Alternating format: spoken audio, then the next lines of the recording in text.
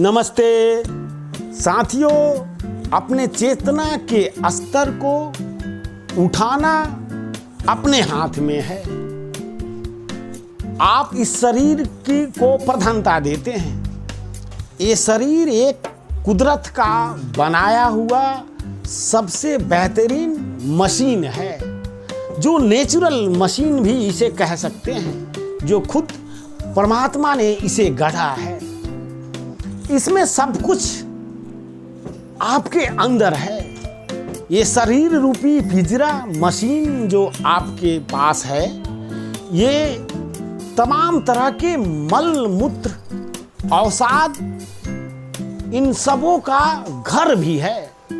आप शरीर का मूल्यांकन करते हैं कि वो 7 फुट का है, 7 फुट 11 इंच का है, उसका कद काठी लंबा चौड़ा है, बेहतर पर्सनालिटी है। लेकिन थोड़ा विचार कीजिए तो ये शरीर आपका भोजन का संग्रह है, जो आप विभिन्न किस्म का भोजन करके इसको आपने इस तरह से बना लिया है। असल में असली आप तो इसके भीतर हैं, जहां तक आप पहुंचते ही नहीं। और शरीर के स्तर पर आप व्यक्ति को प्रधानता देते हैं। होना तो यूं चाहिए कि आपको चेतना के स्तर पर व्यक्ति को प्रधानता देना चाहिए। बहुत सारे बुजुर्ग लोग मिल जाएंगे, तथाकथित बुजुर्ग, जो उम्र से ही बुजुर्ग हैं, मेरा मतलब शरीर से ही बुजुर्ग हैं, जो कभी जवान थे अभी बूढ़े हो गए हैं। उनकी उम्र 65 वर्ष की है, 75 वर्ष की है, और रिश्तों के लिहाज से हम उनका सम्मान करते हैं। सम्मान होना भी चाहिए, यही हमारा संस्कार है। लेकिन वो कभी कभी ही नहीं, हर बार चेतना से हटकी बातें करते हैं। जैसे कोई उनके घर में समझदार बच्चा है जो 11-12 वर्षों का है, अथवा हाई स्कूल में पढ़ रहा है, थोड़ा सा और बड़ा है, मतलब टीनेजर है। दादाजी 75 वर्ष के हैं। जब ये बच्चा कुछ कर रहा होता है सकारात्मक, तो दादाजी डांट देते हैं, अरे मूर्ख, बेवकूफ, ऐसे भी किया जाता है। बस बच्चे का चेहरा लटक जाता है। ये सोचना चाहिए उस बच्चे को कि चेतना के स्तर पर व्यक्ति का मूल्यांकन होना चाहिए। वो 75 वर्ष के तो जरूर हो गए हैं, उनका शरीर 75 वर्ष के हो गया है, लेकिन उनकी चेतना का विकास नहीं हुआ है। बच्चे की चेतना भी उनसे बेहतर हो सकती है। कोई जरूरी नहीं है कि 75 साल का बुढ़ा ज्यादा समझदार हो। 12 वर्ष का बच्चा भी 75 साल के बुढ़े से ज्यादा समझदार हो सकता है।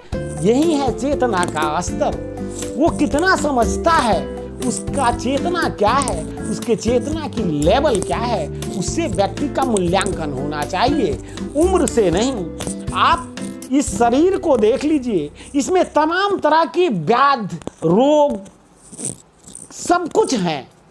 पूरा मल मूत्र अवसाद, विषाद, विष, क्या क्या नहीं है हमारे शरीर के अंदर।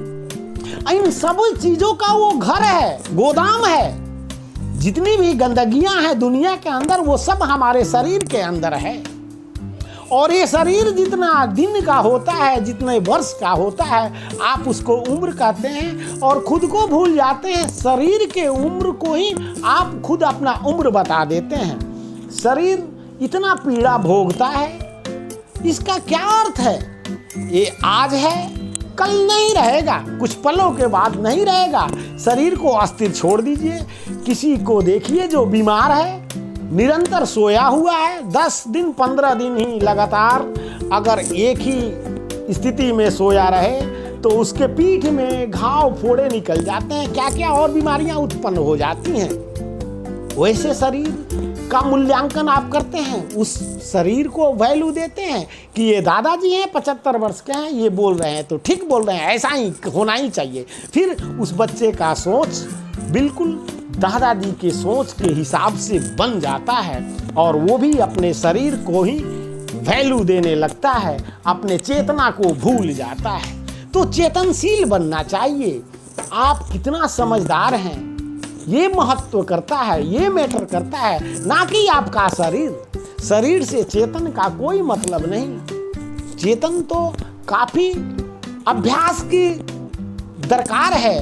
काफी अभ्यास के बाद जो आपके अनुभवों से प्राप्त होते हैं वही तो आपकी यादाश्त है, वही आपकी मेमोरी है और वही आपकी चेतन है। जो आप समझते हैं उसके अनुरूप आप एक्ट करते हैं और तथा परिणाम भी उसके हिसाब से ही पाते हैं। तो उम्र के हिसाब से चेतना का कोई संबंध नहीं है।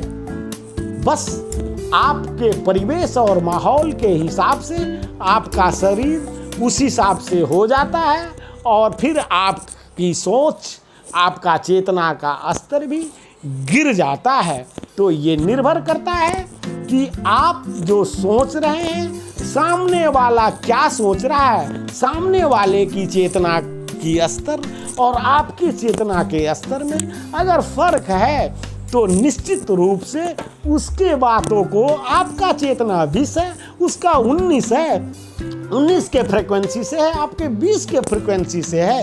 तो जरूरी नहीं है कि उस 19 के फ्रीक्वेंसी वाले व्यक्ति की बातों पर आप ज़्यादा ध्यान दें। बस बच्चों की बात समझकर उसे भूल जाएं। और बुढ़ा और बच्चा एक समान ही होता है। बुढ़ा होकर भी उसमें बच्चे जैसी भोलापन आ जाती है।